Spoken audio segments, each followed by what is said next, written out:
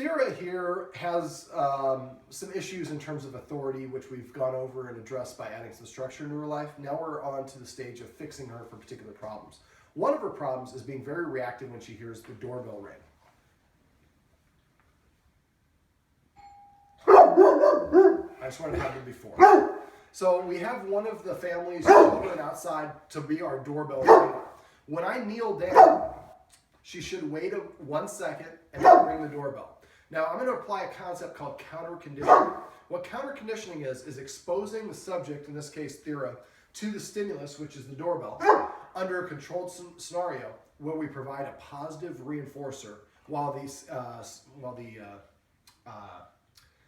what am I trying to say? The doorbell basically is, or whatever the thing the dog is reacting to, is less intense. So I'm going to start out by putting her to sit, then kneel down.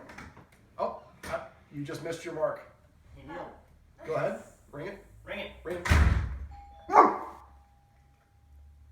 So we only have one bark. Ready?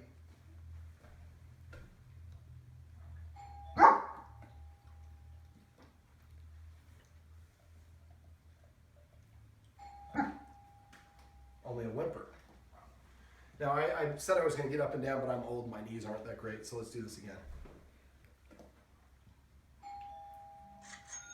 No barking. So what we're doing is we're creating a positive association that when the doorbell rings, she's getting a treat at the same time. After a while, the dog starts to associate when the doorbell rings, that means I get a treat.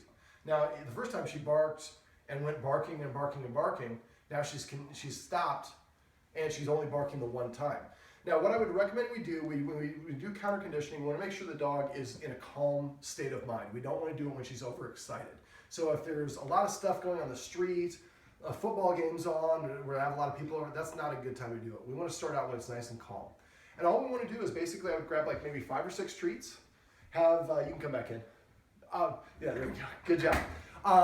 So we want to have somebody be our doorbell ringer. Now, it needs to be very precise. We want to be delivering the treat before the doorbell rings, and then we want, in this case, the doorbell is quick, but if we were doing counter conditioning, we might actually elongate it a little bit. So we let her start chewing on the treat, then the person rings the doorbell, and I'm gonna, because she's so big, these treats aren't gonna be great for her to munch on for too long. She's one bite and she's gonna be gone. So I'm gonna have a bunch of the rest of them in my mouth, in my hand, to keep her nose there, and then she's more interested in those treats and less reactive to the doorbell.